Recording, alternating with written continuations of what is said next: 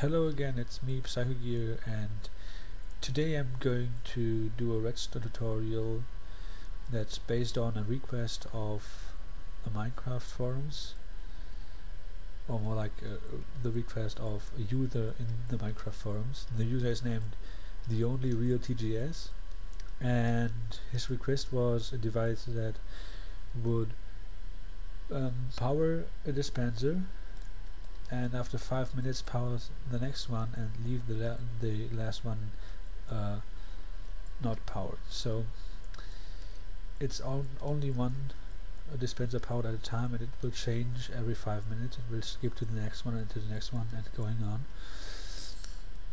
And yeah, this is what I came up with. It's actually pretty simple. It looks maybe a bit complicated, or it looks a bit big, but I think it's probably smaller than a clock with I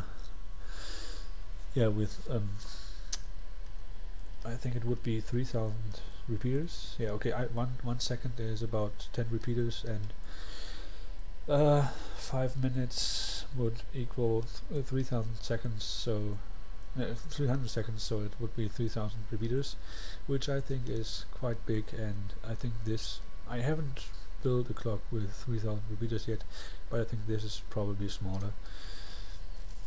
Anyways, the system is pretty simple. This is a binary counter. It works like this: that this part here is going to create a 1-tick signal once.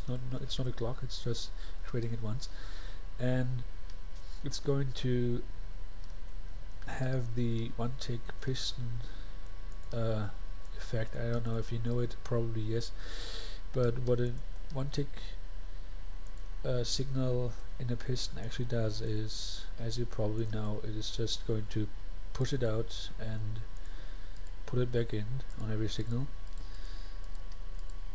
And yeah, so that's this effect, and it's going to do this on this one here. So it's going to pull this stone inside, and since the stone is inside, when the signal hits the piston, the signal is not going to travel through it, but the next time it is going to.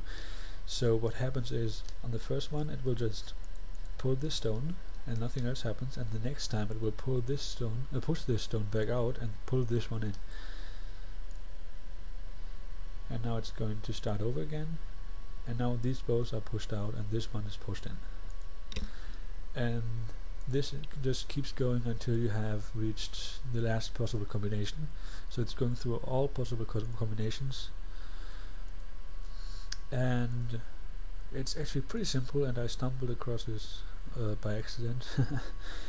But anyways, so this is the last possible combination, and now it's going back to default. And so you have to remember that if it's pushed out, then that's 0. And that's the only thing that you have to remember, and how to build it, of course, but that's it.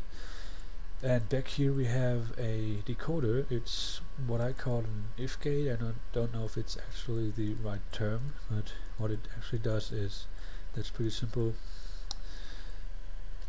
It takes inputs and put them all into one line, and the inputs all have to be off on this side in order to make this torch turn on. That's just logical, and you will actually receive this outcome by having one of all possible combinations. So there's only one possible combination that can make all these turn off. So if you would have this one activated, it will activate everything back here.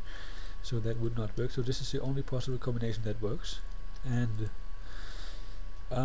this is how you can actually build a decoder pretty easily. And this back here, it's just a giant if gate, and if this combination here is in the binary counter, it's going to be 1 0 0 1 0 1 1 0 0, and if this is actually in the counter, then it will trigger this thing here.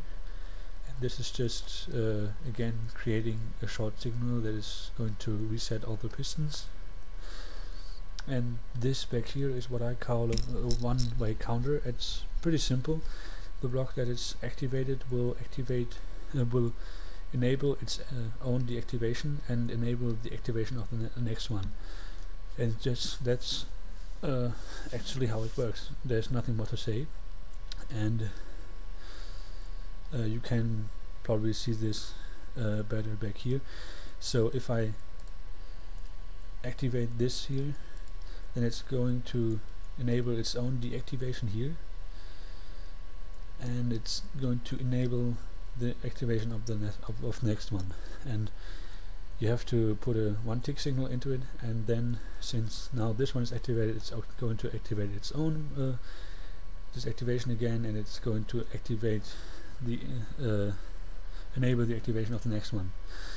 So this is basically how it works, and this counter with the decoder is actually timed exactly to 5 minutes, so it's going to emit a signal every 5 minutes, and it's pretty accurate actually. So this is a clock with a one tick signal and 10 repeaters, and yeah, that's actually it. That's how it works. And yeah, I will just leave it here, leave it like that, and I hope you understand that. And yeah, so I will actually make more Redstone tutorials in the future, and I will probably just browse the forums looking for requests. And by the way, I'm also going to do German tutorials. That depends on the language that the request is in. So if I see German requests, I will do the video in German, and if I do see English requests, I will do the tutorial in English also. So that's how it's going to be. And yeah, I hope you enjoyed this video, and I hope that I will see you in the next video. So see you all. Bye.